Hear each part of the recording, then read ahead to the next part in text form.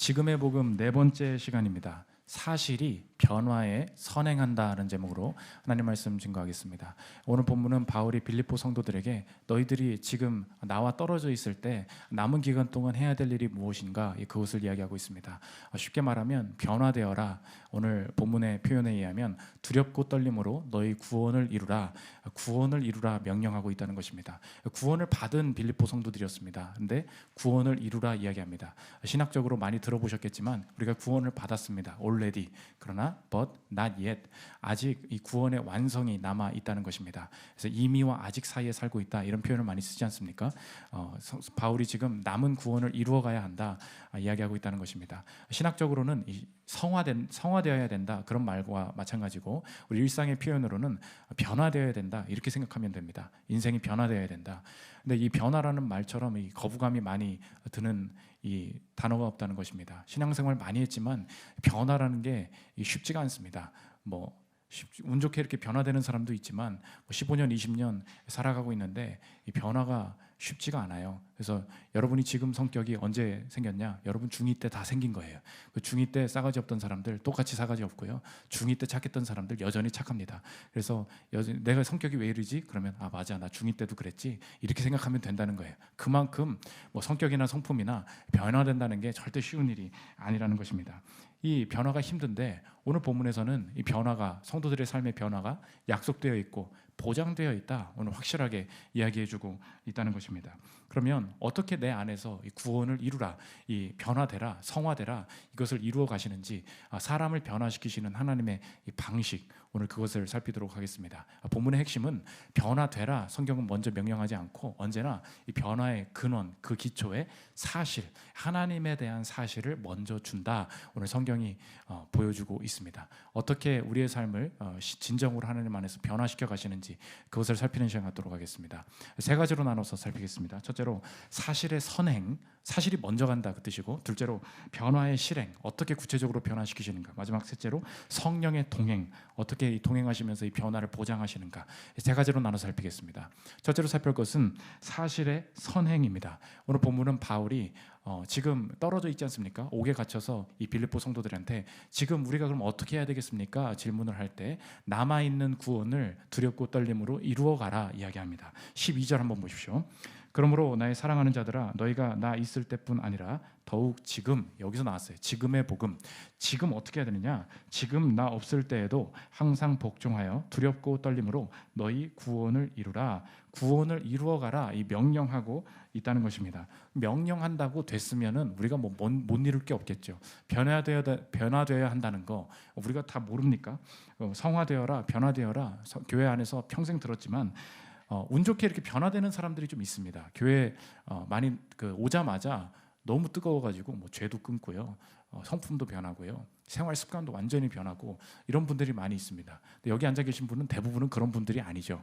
모태신앙이고 30년을 다녔고 15년을 다니고 있는데 아직도 내가 숨겨진 죄악들이 끊지 못하는 부분들이 많이 있고요. 분명히 기도 많이 했는데 변화되지 않는 모습들 분명히 있습니다. 그러면 이제 마음속에 이 변화에 대한 거부감이 있는 거예요. 많이 기도했는데도 안 되더라는 거예요. 많이 기도해도 내 인상 있는 하나님께서 극적으로 변화를 일으키시는 모습들이 보이지 않습니다. 병 고쳐달라고 돈 달라고 많이 기도해봤는데 잘 안 됩니다. 그러니까 이 성화나 변화에 대한 거부감과 또 이렇게 좀 얕게 보는, 나한테는 해당이 안 된다 이렇게 생각할 때가 많이 있다는 것입니다. 오늘 본문은 이 성화, 이 변화가 절대 인간 스스로 일어날 수 없다 이렇게 얘기하는데 하나님이 하시는 거겠죠. 어떻게 하나님께서 어떻게 우리 변화를 일으키시는 그 시발점, 그 처음 그 시작이 무엇이냐, 그 변화의 원동력을 오늘 이야기해주고 있는데 오늘 12절을 보면 언제나 변화에 대한 명령보다 하나님에 대한 사실, 예수님에 대한 사실, 그 사실을 그냥 먼저 던져 준다는 것입니다. 오늘 이 본문 구조를 잘 봐야 되는데 오늘 12절의 핵심 구절이거든요. 두렵고 떨림으로 너희 구원을 이루라. 근데 그 말을 하기 전에 뭐가 나오냐? 오늘 읽었죠. 예수님은 어떤 분이시냐? 그냥 그 평범한 이야기들을 쭉 써놨다는 것입니다. 6절부터 한번 보십시오. 그는 근본 하나님의 본체시나 하나님과 동등됨을 취할 것으로 여기지 아니하시고 오히려 자기를 비워 종의 형체를 가지사 사람들과 같이 되셨고 사람의 모양으로 나타나사 자기를 낮추시고 죽기까지 복종하셨으니 곧 십자가에 죽으심이라 유명한 구절이지 않습니까? 예수님은 이런 일을 하셨다, 이런 분이시다, 이것을 쭉 나열하고 있다는 것입니다. 이 성경에 이 두 가지 그 문법이 교차돼서 나온다는 것을 우리가 이해를 해야 되는데, 성경은 언제나 명령법이 나오기 이전에 이 직설법이 먼저 나온다는 것입니다. 명령법, 두렵고 떨림으로 너희 구원을 이루라, 임페러티브라고 그러죠. 명령법을 나와야 되는데 이 명령을 어떻게 이루냐라고 할 때 인간의 힘으로 열심히 의지를 가지고 해봐라 말하지 않고, 우리가 도대체 이것을 어떻게 이룹니까? 라는 말에 인디커티브, 직설법이라고 그러죠. 그냥 하나님이 하신 사실, 예수님이 어떤 분이신가라는 사실, 그것을 그냥 툭 던져준다는 거예요. 그 사실이 변화를 일으킬 것이다. 그 사실을 그냥 듣고 있으면 변화가 일어날 것이다. 실제로 이 하나님, 이 인간의 억지로 되는 그 변화가 아니라 하나님으로부터 오는 이 변화의 순서가 어떻게 되느냐? 언제나 이 명령법은 직설법이 먼저 나온다는 거예요. 직설법, 인디커티브가 임페러티브, 명령 이전에 먼저 나오게 된다는 것입니다. 그래서 오늘 본문의 순서가 중요한 거예요. 두렵고 떨림으로 이루라. 뭘 어떻게 하라? 어떻게 하라고? 네 힘으로 해보라고 하지 않고, 그 안에 너희 마음에 이 마음을 품으라. 이 예수의 마음이니 그는 근본 하나님의 본체시나 사람과 동등될 것을 취하지 여기 안 해주. 여기 뭐 명령이 없잖아요.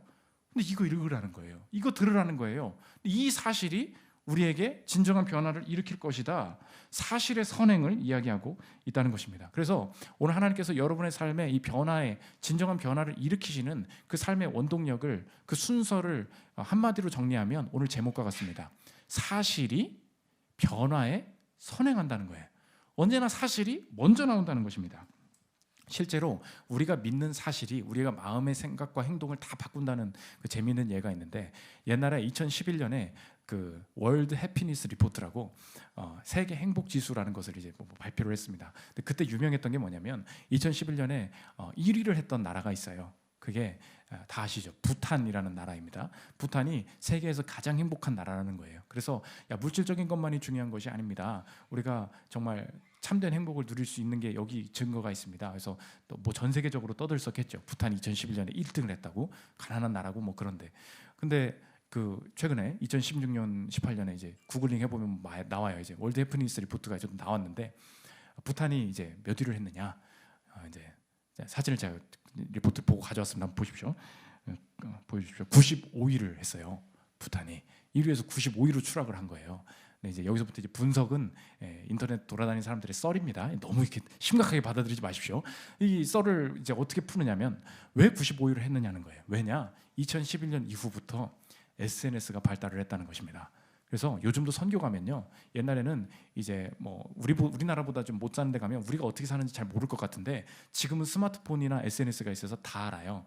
그래서 한국 사람이 가면 어떻게든 한국 사람이랑 친해져 가지고 한국 올 수 있는 기회를 만들어 볼까, 이런 생각을 가지고 있는 분들이 굉장히 많이 있습니다. 그러니까 이 부탄이 왜 95위를 추락을 했냐? 알아버렸다는 거예요. 사실을 알아버렸다는 거예요. 뭘 알았냐? 우리보다 잘 사는 데가 있구나, 저렇게 사는 사람도 있구나. 그냥 그 사실을 안 거예요. 우리나라가 하나도 변하지 않았습니다. 그런데 그냥 새로운 사실 하나가 들어왔어요. 남들이 저렇게 산다는 거.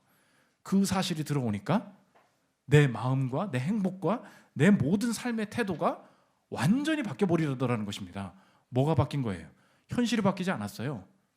사실이 바뀌었지. 사실이 새로 들어왔죠. 그 사실이 너무 힘이 세서, 그래서 2020년 최근 건 없나 봤더니 부탄이 없는 거예요. 그래서 제가 리서치를 해보니까 참여를 안 했대. 왜 참여를 안 했을까요? 이게 나라적으로 부끄러운 거예요. 안 하는 게 나은 거예요. 보십시오. 1위가 참여를 안 해버려요. 그 사실이 완전히 이 나라의 마인드, 이 사실 하나가 온 사람의 마음과 생각을 뒤흔들게 된다는 것입니다. 이게 부정적인 얘기죠. 근데 이 시대를 살아가는 우리가, 이 문화의 목소리가 우리한테 말하는 것도 마찬가지라는 것입니다. 우리가 신앙생활을 하는데 자꾸 우리의 마음이 하나님을 이렇게 대할 때 이 문화가 우리에게 이렇게 말합니다. 야, 하나님한테 빨리 말 좀 해봐. 네 인생을 좀 변화시켜달라고 말을 해봐. 돈 좀 달라고 해봐. 결혼할 사람 좀 달라고 해봐. 삶이 변화되어야 하나님이 함께 하시는 거를 확신도 할 수 있는 거고, 하나님이 나를 사랑하시는구나, 그걸 확신할 수 있는 거 아니냐. 삶이 변화가 돼야지, 이렇게 얘기를 한다는 거예요. 그래, 근데 뭐 저 기도도 해서 좀 변화되는 것 같기도 하고 막 이렇습니다. 행복하지가 않아요. 왠지 아십니까? 뭐가 이렇게 변화를 막 추구하고 있는데 이 시대 문화가 그냥 새로운 사실을 하나 줘요. 연봉이 올랐습니다. 승진을 했습니다. 너무 기뻐요. 근데 밥 먹다가 알게 됩니다. 내 친구 연봉이 더 높다는 거. 사실이 그냥 하나 왔어요. 하루 종일 기분이 나쁘고요. 만족을 못합니다. 그냥 사실이에요. 나 그냥 여기서 잘 살고 있거든요. 근데 옆에 아파트가 몇 억이 올랐대. 내가 저기 가려고 그랬던 거거든요. 그냥 사실이 왔어요. 내 삶이 아무것도 안 변했는데 이 사실 하나가 나를 완전히 쥐고 흔든다는 것입니다. 그러니까 여러분의 삶에 하나님께서 뭐 특정한 변화를 일으키신다고 해서 우리가 신앙을 회복할 수 있는 게 절대 아니라는 거예요. 오늘 본문이 보여주는 건 뭔지 아십니까? 사실이라는 거예요. 우리의 삶에 이 행복, 자신감, 믿음 이게 어디서 오느냐? 새로운 사실 하나만 던져주면 완전 무너뜨릴 수 있고 완전 다시 살 수 있다는 것입니다. 그러므로 하나님께서 일으키시는 변화도 마찬가지라는 거예요. 부탄이 1위부터 95위로 추락했던 그것처럼 95위에 있던 우리의 인생이 다시 일어나려면 세상에서 있는 사실이 여러 개 우리가 듣고 있는데 하나님이 우리를 변화시키는 방법은 무엇이냐? 5절부터 먼저 읽으라는 거예요. 하나님으로부터 오는 절대적인 사실, 강력한 사실, 그것이 먼저 우리에게 다가올 때 어떤 삶의 변화가 있든지 간에 그 사실 때문에 흔들리지 않고 그 사실 때문에 내 삶을 긍정할 수 있는 그 능력, 그 변화가 거기서부터 생길 수 있다는 것입니다. 그러니까 변화의 원동력이 어디예요? 사실인데 최고의 사실이에요. 나의 사실이 아니라 하나님의 사실이에요. 예수님의 사실이에요. 그것이 내 삶에 박힐 때 그때부터 변화가 시작될 수 있다는 것입니다. 저는 예전부터 주변 사람들을 전도하다가 이렇게 목회자가 된 케이스지 않습니까? 그래서 저도 평신도일 때는 평범하게 이제 형 누나들 전도하고 친구 동생 전도하면서 이렇게 교회를 다니고 있었어요. 근데 갑자기 개척 교회를 하게 돼가지고 그러니까 제 친구들이나 형들은 좀 억울한 거예요. 왜냐하면 네가 동생이었는데 갑자기 너한테 전도사라고 해야 되고 목사님이라고 해야 되고 이게 좀 억울할 수 있다고 생각되지 않습니까? 그렇죠? 나 그렇게 해서 난 억울할 것 같아. 내가 너한테 너 창이야 불렀었는데 목사 되는 바람에 그렇게 된 거 아니에요. 근데 제가 너무 친하게 지나고 그러다 보니까 제가 개척 초창기에는 너무 이렇게 척지거나 나 뭐 이렇게 그런 거 안 하려고 제가 좀 자기 비하 뭐 이런 게 있었던 것 같아요. 그래서 전도사 되고 나고 그랬을 때도 형 오셨어요. 뭐 누나 뭐 차 한잔 해요. 이렇게 하면서 친해지고 잘 지냈었습니다. 근데 어느 날 새로운 분이 교회에 오신 거예요. 근데 제가 그분이랑 막 친해지고 막 이러다 보니까 그분한테도 뭐 누나 괜찮아요. 내가 기도할게요. 이렇게 얘기를 했어요. 그분이 언제 온지 난 모르지. 그냥 다 친하니까. 근데 어느 날 이제 그분이랑 갔는데 그럼 이제 따로 카톡이 온 거예요. 목사님, 저는 이 교회 와서 목사님을 나이가 어려도 담임 목사님으로 제가 보고 있습니다. 저는 처음 당신 나의 담임 목사님이라고. 근데 목사님이 갑자기 나한테 누나라고 하니까 너무 웃기다는 거예요. 왜 저한테 누나라고? 왜 나한테 누나라고 하시냐는 거예요. 그래서 자매님 너무 죄송하다고. 제가 처음에 개척 초창기 시작할 때 막 형 누나들도 많고 동생들도 많고 그러다 친해지다 보니까 누가 먼저 왔는지 누가 친해지는지 잘 몰라가지고 내가 담임 목사라는 사실, 담임 목사라는 신분을 이렇게 잃고 너무 평온하게 대하다 보니까 그랬다고. 그래서 오해하지 마시라고, 뭐 이상하게 생각하지 마시라고 그래서 했습니다. 근데 그 이야기가 있고 며칠 이후에 이전 교회를 다니는 어떤 집사님이 저한테 전화를 온 거예요. 창희 형제 이렇게 하는 거죠. 창희 형제. 근데 그때 딱 생각했어요. 이게 뭔가 하나님이 나한테 깨닫게 하시려는 게 있다. 창희야, 너 누구냐? 너 담임 목사야. 한 사람 교회 담임 목사야. 이 마음을 계속 주시려는 것 같아요. 근데 그분이 집사님이 전화하더니 우리 교회의 어떤 자매가 되게 어떤 문제를 가지고 고민을 하고 있다는 거예요. 근데 저보고 와가지고 상담 좀 해줄 수 없겠냐는 거야. 한번 티타임을 좀 가져줄 수 없겠냐는 거야. 그때 마음이 딱 들었던 게 뭐냐? 내 신분에 대한 사실이 뭐냐? 나 한 사람 교회 담임 목사인 거예요. 그게 갑자기 생각이 나는데, 그래서 예전 같으면 누구랑 차 마시고 이런 거 편하게 할 수 있죠. 근데 제가 집사님한테 얘기했어요. 집사님, 제가 예전 같으면 가겠는데 제가 이제는 한 교회를 맡고 있는 담임 목사의 신분으로 있습니다. 그러다 보니까 제가 뭐 누구 남의 교회에 누구 상담해 준다고 예전 교회였다고 이렇게 가가지고 뭘 해준다는 게 제가 쉽지가 않을 것 같습니다. 그랬더니 그 집사님이 내가 잘못 생각했다고, 너무 몰랐다고, 목사님이 되셨다는 거를 제가 잊고서 너무 무례한 부탁을 드린 것 같다고 이렇게 사과를 하는 것을 들었습니다. 자, 보십시오. 제 삶을 실제적으로 지배하고 있는 것은 무엇입니까? 다 형 누나죠. 근데 제 사실이 이미 바뀌었거든요. 한 사람 교회 담임 목사거든요. 근데 이 목사라는 사실이 언제부터 실체로 다가온 거예요? 되게 어색해요. 되게 못하겠어요. 근데 그 사실이 점점 팍팍팍 박힐 때 그때부터 내 스케줄, 내 언행, 내 생각 이 모든 게 다 바뀌게 되는 거죠. 그때 이 신분에 맞는 행위와 열매가 그때부터 나타나게 되는 거 아니겠습니까? 마찬가지라는 거예요. 우리의 삶이 언제 바뀝니까? 하나님에 대한 사실이 팍 올 때부터예요. 삶이 내 삶이 어떻게 바뀌었다, 하나님이 어떤 일을 하셨다, 내 삶이 좀 나아졌다, 이걸로 바뀌지 않는다는 것입니다. 더 센 사실이 오면 끝이에요. 돈 벌어도요, 더 돈이 필요하다라는 사실이 오면 끝난다고요. 은퇴 자금을 마련해도요, 더 많은 게 필요하다더라라는 어떤 뉴스가 오면 끝난다는 거예요. 근데 우리가 언제 변합니까? 강력한 하나님으로부터 온 사실, 내 정체성에 대한 사실이 올 때부터 이 사실이 진정한 변화를 일으킬 수 있다는 것입니다. 그러므로 오늘 삶의 변화가 어디서 오냐? 오늘 성경은 사실로부터다, 하나님에 대한 사실로부터다, 이것을 이야기하고 있다는 것입니다. 두 번째로 살펴볼 것은 변화의 실행입니다. 그러면 신자들의 삶을 구체적으로 변화시켜 가실 때 하나님께서 어떤 구체적인 과정을 겪게 하시는가, 두 가지 카테고리로 나누면 좋겠는데, 첫째로는 수단이에요.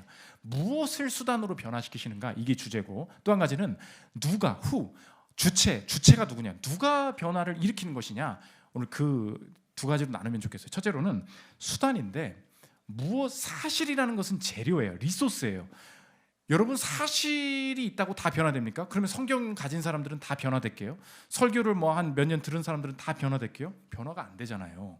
그러면 사실이라는 재료가 있습니다. 근데 우리의 삶을 어떻게, 누구를 변화시켜 가시는가, 그 유일한 수단이 뭐냐? 믿음이라는 것입니다. 오늘 믿음이 변화시킨다. 12절 13절 한번 보십시오.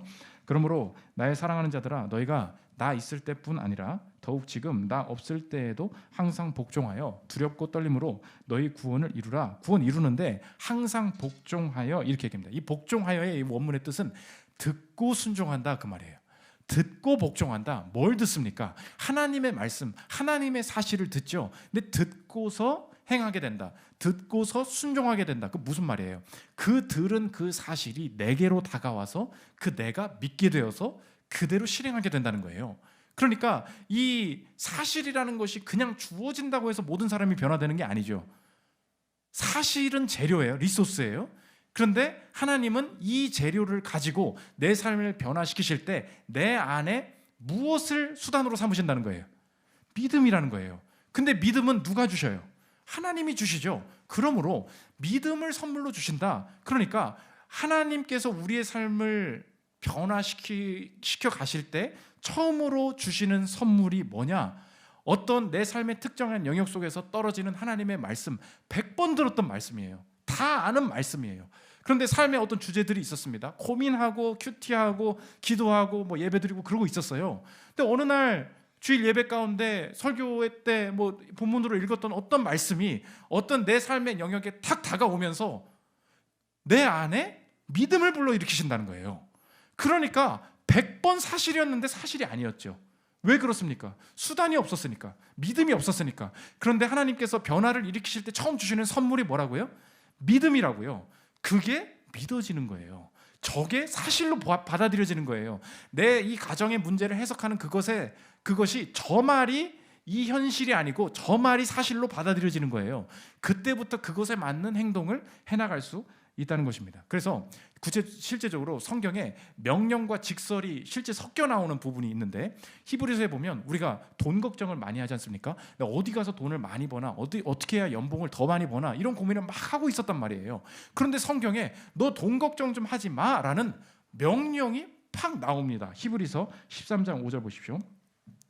돈을 사랑하지 말고 있는 바를 족한 줄로 알라. 돈을 사랑하지 말아라. 이거 뭐예요? 명령이에요, 직설이에요? 명령이죠. 명령을 합니다. 돈 사랑하지 마. 있는 바를 족한 줄 알아야 된다. 하나님께서 뜻하신 바에 명령이 촥촥촥 나옵니다. 그런데 성경은 이 명령을 실행할 힘이 인간에게 없다는 거예요. 그럼 어떻게 이 변화까지 일으키시냐? 언제나 성경은 이 명령과 인디커티브, 직설이 같이 나온다는 것입니다. 13장 5절에 명령을 딱 때리고 그 뒤에 나오는 그 구절을 읽어보십시오. 그가 친히 말씀하시기를 내가 결코 너희를 버리지 아니하고 너희를 떠나지 아니하리라 하셨느니라. 그러므로 우리가 담대히 말하되 주는 나를 돕는 이시니 내가 무서워하지 아니하겠노라. 사람이 내게 어찌하리요 하노라. 여기에 명령이 어디 있어요? 돈을 사랑하지 말라 때려놓고 열심히 해봐 그러지 않고 뭘 채우냐면 인디커티브, 직설법으로 채워나간다는 거예요. 직설법이 뭔데요? 내가 너를 결코 버리지 않겠다. 내가 너를 떠나지 않겠다. 주는 나를 돕는 이시다. 이 하나님이 어떤 분이신가에 대한 사실이 직설법으로 나열되어 있는 거예요. 근데 100번 알고 있는 말씀이었어요. 성경 통독은 몇 번은 했죠. 그런데 돈에 대해서 염려하고 있던 어느 날 그냥 설교를 듣고 큐티를 하고 기도를 하고 있는데 이 말씀이 맞아, 이게 맞지라는 사실이 내 안에 믿음을 선물로 주시면서 저 말이 사실로 믿어지기 시작한다는 거예요. 그러면서 복종함으로 두렵고 떨림을 이룬다 그랬죠. 그게 믿어지니까 내가 앞으로 변화라는 게 이런 거예요. 단순히 그냥 돈을 사랑하지 말아야지, 뭐 이런 행동을 하지 말아야지, 그게 아니라 돈에 대한 믿음, 그 사실이 완전히 바뀌어 버리니까 그러므로 그 믿음을 근거로 바라볼 때 이 이직을 어떻게 봐야 되겠는가?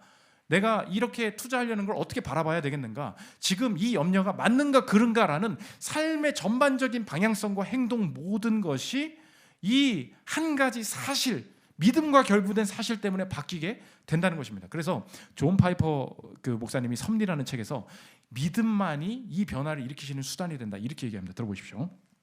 하나님은 그의 말씀에 대한 믿음을 통해 우리를 위해 그리고 우리 안에서 기적을 행하신다는 것이다. 그분은 믿음을 우리 안에서 변화의 기적을 일으키시는 도구로 삼으신다. 믿음은 하나님의 사역과 순종의 기적 간의 연결고리이다. 믿음은 하나님이 요구하시는 변화를 가져오기 위해 기적을 일으키는 능력의 채널이다. 그 다음에 오늘 히브리서 13장을 주제를 합니다. 이어서 들어보십시오.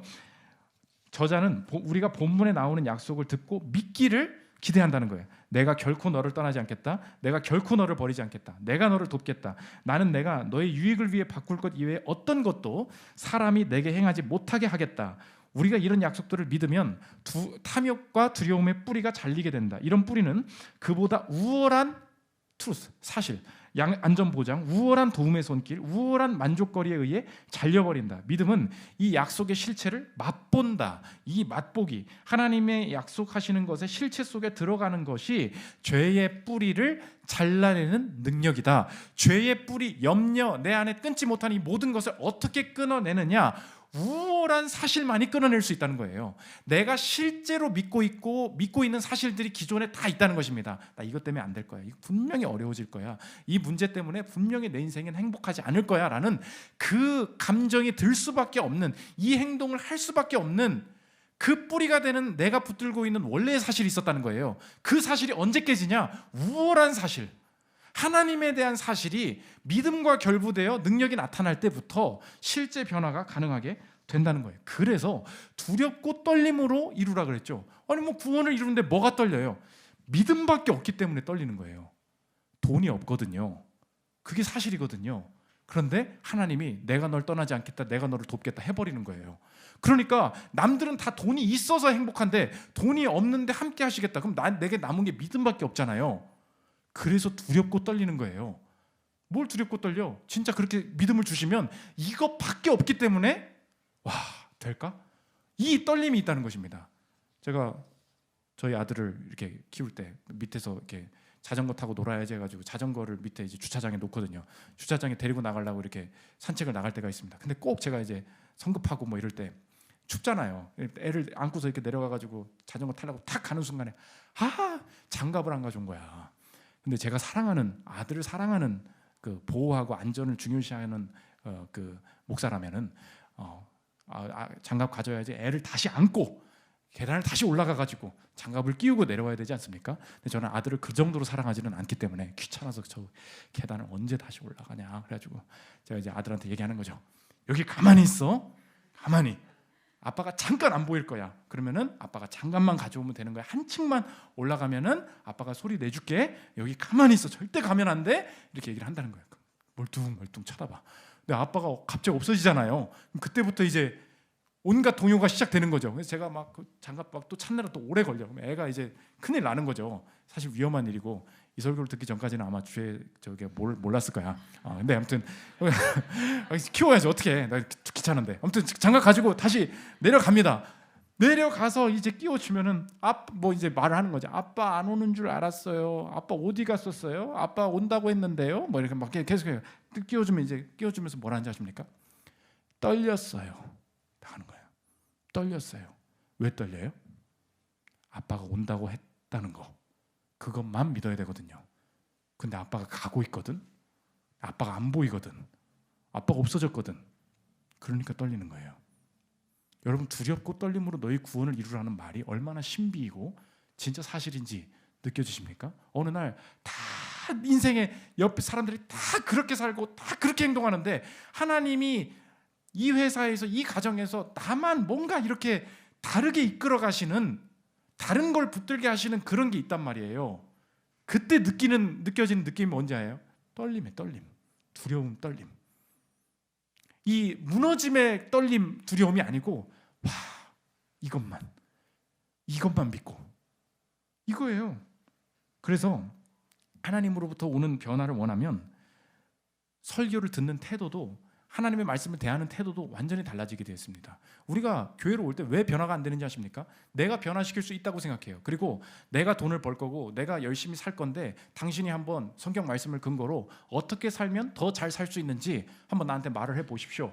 어떤 뭐 신앙서적, 야 그리고 유명한 목사네 뭐 이런 거 읽어보고 어떤 도움을 더 받을 수 있을까, 이런 식으로 찾아온단 말이에요.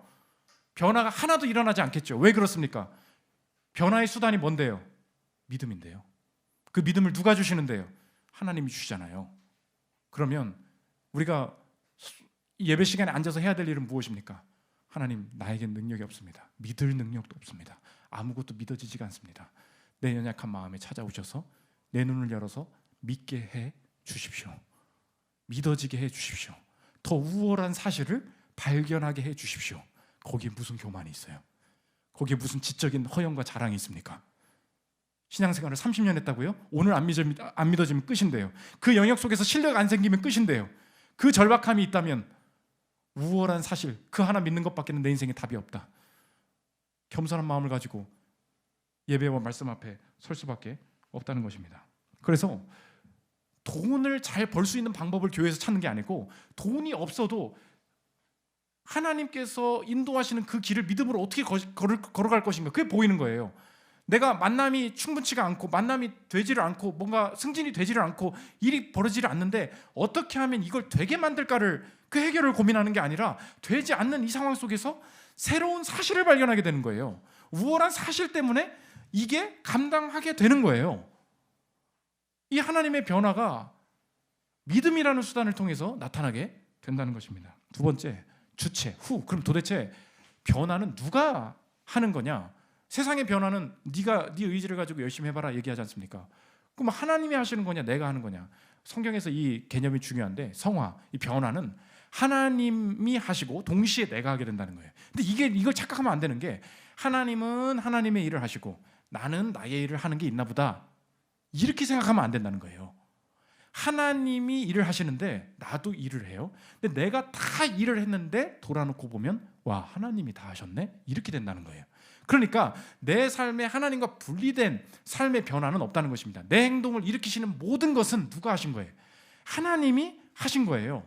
이렇게 설명해야 된다는 것입니다. 오늘 그래서 우리가 실행을 하고 하나님은 트리거, 유발하신다, 이런 개념이 맞아요. 오늘 12절 13절 보면 행하는 주체가 둘이 나와요. 들어보십시오. 그러므로 나의 사랑하는 자들아, 너희가 나 있을 때뿐 아니라 더욱 지금 나 없을 때에도 항상 복종하여 두렵고 떨림으로 너희 구원을 이루라. 봐요. 너희 안에서 행하시는 이는 하나님이시니, 주체가 누구예요? 하나님. 근데 자기의 기쁘신 뜻을 위하여 너희에게 소원을 두고 행하게 하시나니, 또 누가 행한대요? 우리가 한대요. 나도 하고, 근데 하나님이 한대요. 내가 했는데 하나님이 하셨대요. 이거예요. 그러므로 우리의 삶에 하나님 없는 실행은 결코 없다는 것입니다. 내가 하는 모든 것은 돌아보면 하나님이 유발하시고 하나님이 시키신 일이 된다는 거예요. 그러면 여기서 신앙생활 많이 하신 분들이 이 성화에 대한 질문을 하게 됩니다. 목사님, 그게 문제라는 거예요. 내가 하나님이 내 안에서 함께 일하신다는 것을 믿고 열심히 변화를 시도했다는 것입니다. 근데 하나님이 능력이 있으시다면서요. 능력이 있는데 뭐가 이렇게 변화가 안 됩니까? 이게 우리 궁금증이에요. 아니, 내가 이 죄를 한번 끊어보려고, 혹은 이 성격 좀 한번 고쳐보려고 열심히 기도했고 열심히 노력했다는 거예요. 된 사람도 소수가 있지. 근데 하나님이 능력이 있으시다면, 내 안에서 행하시는 게 맞다면 변화의 결과가 충만하게 나타나야 될 거 아닙니까? 내가 지금 10년째 내가 이 중독에 빠져 있는 거 아시면서, 내 기도한 것도 아시면서 변화가 돼야 말이지. 그러니까 하나님의 능력이 있는 게 맞는지, 내 성화의 변화의 과정에 함께 하시는 게 맞는지, 이 고민이 든다는 것입니다. 이게 똑같은 질문이 신정론에도 드는 거죠. 아니, 하나님이 능력이 있으시다면서 이 세상의 악을 바로 처단하시고 막으시고 멸하시면 되는 거 아닙니까? 우리가 질문하는 게 뭐예요? 능력이 없나 보네, 이런 거잖아요. 내 안에 성화도 마찬가지 아닙니까? 함께 하신다면서 왜 능력이 없냐? 이게 이제 존 파이버 목사님의 이제 목회적인 추론인데, 하나님의 일하심은 뭐냐? 하나님 악을 멸하시는 것, 그거에만의 목적이 있는 게 아니라는 거예요. 하나님의 영광은 언제나 언제 드러나냐? 비례하여.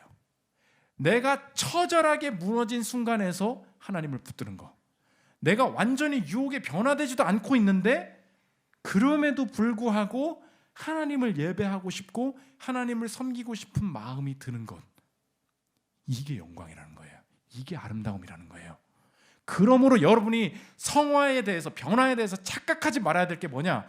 내 인생의 퀄리티, 내 변화의 퀄리티가 보잘것없는 상태라고 하여 하나님이 내 삶에 일하시지 않고 계시다, 변화의 능력이 없다, 이렇게 착각하면 절대 안 된다는 거예요. 여러분의 성화의 과정 중에는요, 잘 나가다고요 완전히 무너질 때가 있을 것이고요, 분명히 예배 잘 드리는데도요 10년 20년 끊어지지가 않는 죄가 있을지도 몰라요. 그러면 난 성화되지 않았나 보네, 성화되지 않았다는 말을 무슨 근거로 평가하고 있는 것입니까? 내가 변화된 수준, 나의 수준에 근거하여 하나님의 능력을 평가하고 있다는 거예요. 그게 틀렸다는 것입니다. 그럼 뭐가 맞다는 거예요? 하나님은 그렇게 일하시지 않는다는 거예요. 하나님은 우리의 변화를 이끌어 가실 때 열심히 살았음에도 불구하고 완전한 가난하게도 만드시고요, 열심히 노력했음에도 불구하고 성격이 안 바뀌어가지고 내 자신이 한탄할 때도 있고요, 도대체가 내 이 부분은 왜 이런 걸까 고민을 수십 년 끌고 가게 하실 때도 분명히 있다는 거예요. 근데 그것은 성화되지 않았다는 증거가 절대 아니라는 것입니다. 하나님이 원하시는 것은 그 가운데에서도 하나님의 마음을 하나 더 주신다는 거예요. 이렇게 내가 죄악에 빠져 있음에도 불구하고 예배드리러 가기를 원하고, 그래서 죄악을 그 어른분들 중에 그런 거 있어요. 토요일 밤에 술을 진득하니 마시고선 아침에 해장국을 탁 먹더니 어떤 남편이 그러다는 거예요. 아, 해장국 먹었으니까 이제 교회 가야지, 이렇게 얘기했다는 거예요. 그러면 이제 교회에서 뭐라 하냐? 그게 믿음이냐고, 아주 가식적이고 이중적이고 회개하지 않은 믿음들, 그렇게 얘기하잖아요. 맞아요, 틀려요. 이거 틀렸다는 거예요. 왜 그렇습니까? 그게 영광이라는 거예요. 어떻게 어떤 한 사람이 해장국을 먹고 사우나를 가야 되는데 해장국을 먹고 주일 예배를 드리겠다고 올 수 있는가? 그러니까 토요일 날 밤에 마신 그 술이 진득할수록 그리스도를 섬기는 그 영광, 그리스도를 택하는 그 영광은 위대해진다는 거예요. 제가 어느 교회에서 그 지하 주차장에서 주차 관리를 하고 있는데, 큰 교회였어요. 큰 교회 새벽기도인데, 아니 이 교회 맞아? 막 온갖 벤츠와 BMW와 슈퍼카가 막 내려오는 거예요. 아니 이게 무슨 자동차 전시장인가, 교회 주차장인데 와가지고 막 주차하겠다고 막 그러는 거예요. 처음에 어이구 이 사치스러운 자식들이 아주 그냥 교회 와가지고 이렇게 생각을 했었어요. 아니야, 벤츠보다 귀하신 그분. 그래서 여러분, 슈퍼카는 이 세상에 필요합니까? 필요 없습니까? 필요해요. 왠지 아십니까? 하나님의 목적이 뭐라고요? 그것보다 소중한 것. 그래서 하나님께서 여러분의 어떤 삶 속에서는요, 지지리도 실패하고 가난하게도 만드시고요, 미친 듯이 잘 나가게도 만드십니다. 그런데 그 종류, 성화의 정도, 내 인생의 퀄리티가 중요한 게 아니라니까요. 하나님께서 원하시는 그 변화는 뭔지 아십니까? 어떤 상황에서든지 이 밑바닥에서 죄를 짓고 있음에도 주님이 나의 주인이시고, 내가 이렇게 시간이 많고 여행 갈 수 있음에도 내가 이 구석에 개척교회에 예배드리러 나오고, 그 비례 속에 하나님의 영광이 드러나게 된다는 것입니다. 존 파이퍼 이야기를 이어서 들어보십시오. 하나님이 만일 사탄을 즉시 없애고 세상에서 그의 영향력을 완전히 제거하신다면 그분은 놀라운 방식으로 그 자신의 능력을 영예롭게 하게 되리라. 맞죠? 그러나 하나님의 섭리의 목적은 그의 능력보다 더 많은 것을 영예롭게 하는 것이다. 하나님은 여기에요, 그의 백성이 사탄이 제공하는 것보다 그분을 더 좋아해서 그분의 아름다움과 고귀함이 드높아지기를 바라신다. 하나님의 고귀함과 아름다움은 우리가 사탄이 제공하는 모든 것보다 그것을 선호하는 데 비례해서 높아지게 된다. 하나님은 사탄이 이 시대에 패배하기를 원하시되 단지 그냥 패배가 아니라는 거예요. 그리스도보다 더 약한 존재로 드러날 뿐 아니라 덜 아름답고 덜 고귀하고 덜 바람직하고 덜 만족스러운 존재로 드러나서 그렇게 되길 바라신다. 그러므로 여러분이 엄청나게 바쁠 때 예배드리러 나오는 것이 영광입니다. 엄청나게 가난할 때 헌금하는 것은 영광이에요. 미친 듯이 죄악에 빠져 있는데 그래도 새벽에 일어나서 예배드리러 나오는 것은 영광이라는 거예요. 악이 심할수록. 그래서 그냥 하나님을 사랑하는 게 아니라 여러분의 여자친구가 남자친구가 미친 듯이 여러분을 사랑해야 돼요. 안 믿는 사람이 나랑 사귀자고, 나 돈 많다고, 가끔 그런 사람들이 좀 나타나야 돼. 여러분 나타났으면 좋겠죠? 거기 시험이라고. 거기서 하나님이 드높아지는 거예요. 그냥 하나님을 사랑하는 게 아니라 돈 문제라는 게 어느 때는 가난으로, 어느 때는 극심한 풍요로 와야 돼요. 그거예요. 그래서 J.C. 라일이라는 영국의 성경의 주교님이 뭐라 그러냐, 엄청나게 인생의 이 성화의 문제를 가지고 고민하고 변화가 도대체 안 돼가지고 고민하고 있느냐? 당신 살아있다는 거예요. 들어보십시오. 성화는 인간이 많은 내적인 영적 갈등을 겪는 것을 막아주지 않는다는 거예요. 아무리 하나님 믿어도 그게 안 된다는 거예요. 그런 싸움에 대한 깊은 의식과 거기서 비롯되어 나오는 엄청난 정신적 고통은 인간이 거룩해지지 않았다는 증거가 결코 아니다. 아니, 오히려 나는 그런 것들이 우리의 상태의 건강한 증상이며 우리가 죽어있지 않고 살아있음을 입증한다고 믿는다. 신앙생활 해봐라. 인생과 하나님의 말씀이 괴리가 너무 심해서 미친 듯이 정신병 걸릴 것 같을 때가 하루 이틀이 아닐 거라는 거예요. 내가 도대체 이게 뭔 꼴인가? 내가 리더가 맞나? 이 목사가 맞나? 그때 내가 살아있구나. 그렇게 느끼라는 거예요. 고민이 안 끝난다는 것입니다. 근데 그것은 우리가 자꾸 이 성화를 인식할 때 내 성화된 정도를 근거로 하나님의 능력을 평가한다는 거예요. 절대 그렇지 않습니다. 여러분 지금 죄악에 빠져 있었어도 괜찮아요. 죄 지으란 얘기가 아닙니다. 여러분 다시 넘어질 수 있어도 괜찮다는 거예요. 한 가지 확신해야 될 게 뭐냐? 그 안에서 그리스도가 높아진다는 거예요. 그 하나님이 그걸 바라신다는 것입니다. 그러면 결국 죄도 이기게 되고 풍요든 가난이든 어떤 곳에서든 그리스도를 높이는 그 아름다움을 내 삶 속에 만들어낼 수 있다는 거예요. 그래서 앤서니 후크마가 뭐라 그랬냐? 그래서 신자들이 가져야 될 한 가지 이미지가 뭐냐? 단순해요. 긍정적인 이미지. 아무리 죄를 졌어도 긍정적인 이미지, 이게 중요하다는 거예요. 개혁주의 구원론에 나오는데 들어보십시오. 우리는 그리스도인들은 더 이상 옛사람이 아니라 점진적으로 새로워지고 있는 새사람이라고 말할 수 있다. 절대 옛사람이 아니에요. 무조건 새사람인 거예요. 신자들은 여전히 죄와 싸워야 하며 때때로 죄에 빠지기도 하겠지만 더 이상 죄의 노예는 아니다. 성령의 힘으로 그들은 이제 죄에 저항할 수 있다. 모든 유혹에 대해 하나님이 피할 길을 내실 것이기 때문이다. 이 가르침이 지닌 한 가지 중요한 함의는 여기입니다. 신자들은 자기 자신에 대해 긍정적인 이미지를 가져야 한다는 것이다. 그런 자아상의 기초는 우리 자신의 업적이나 내 성화의 퀄리티가 아니라 그랬어요. 절대로 미덕에 대한 악한 자긍심이 아니라 우리 자신을 우리의 삶 속에 나타나는 하나님의 구속사역에 비추어 보는 것이다. 오늘 한 주간 망쳐놓고 예배 나오신 분 있습니까? 오늘 회복해야 될 게 뭐예요? 난 새 사람이다. 긍정적인 이미지예요. 하나님이 여전히 함께 내가 변화시키려는 내 시도 속에서 하나님이 여전히 일하고 계시다는 것입니다. 능력이 없는 게 아니에요. 이게 성화의 아름다움이 된다는 것입니다. 마지막 세 번째, 성령의 동행입니다. 목사님, 내가 왜 이 길을 걸어야 됩니까? 이 길은 신자들에게 이렇게 살아봐라 제한된 길이 아니고 보장된, 약속된 길이기 때문이라는 것입니다. 성화는 구원의 과정이거든요. 근데 예수님께서 이 땅에 오실 때 우리의 구원을 이루셨습니다. 근데 이 십자가에서 뭐라 그러셨냐면 다 이루었다 말씀하셨어요. 그러면 우리의 구원은 다 이루어진 것입니다.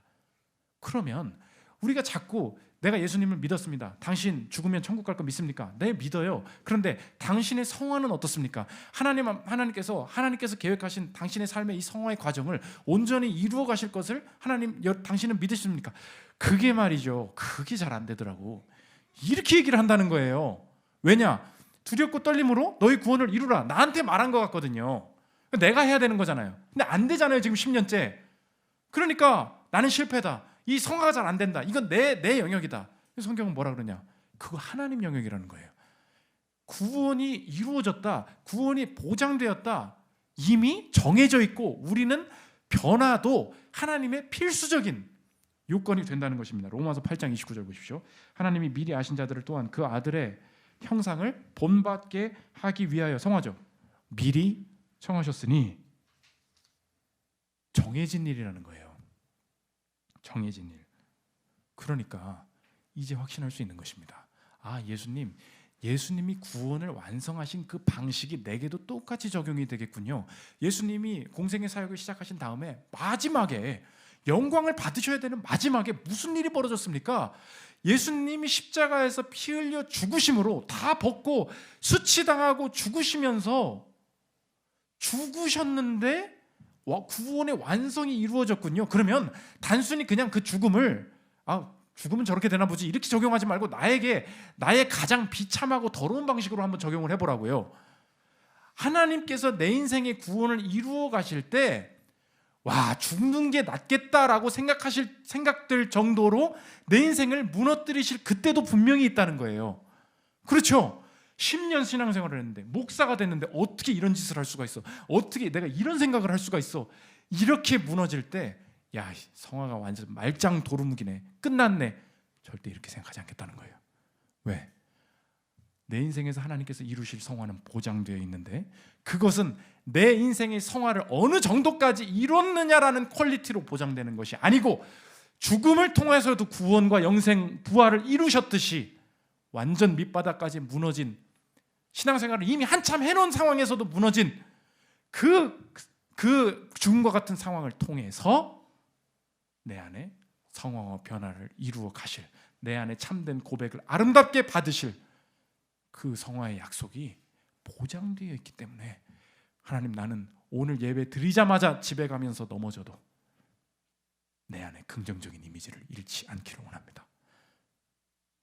이것은 아름다움이고요. 이것은 구원의 감격입니다. 그러니까 두렵고 떨림으로 구원을 이루어 가고 싶은 거예요. 그래서 이 성화는 성공하게 돼 있다. 존 파이퍼가 이렇게 마지막 얘기합니다. 제가 읽겠습니다. 혹시 하나님의 섭리가 일으키려는 변화가 단지 우리가 수용하거나 오퍼죠, 억셉트죠, 수용하거나 거부할 하나의 제안에 불과하지 않은지 의심한 적이 있다면 그분이 다음과 같은 점을 분명히 하실 것이다. 우리를 변화시키려는 그분의 섭리가 하나의 제안이 아니라 하나의 실행사항이라는 점이다. 섭리가 영원에서 영원까지, 그리고 그 중간의 모든 단계마다 늘 성공하게끔 되어 있다는 점이다. 여러분, 아멘이십니까? 여러분 성공하게 돼 있어요. 여러분 완전 죽고 싶을 때가 있죠. 변화가 안 돼서, 너무 가식적이라서. 근데 여러분 성공하게 돼 있다는 거예요. 그게 하나님께서 여러분에게 약속하신 변화, 성화, 구원의 약속입니다. 두렵고 떨림으로 이 길을 걸어갈 수 있는 저 여러분들 되시기를 기도합니다. 우리 믿음이 없이는 찬양하고 기도하는 시간 들어가겠습니다.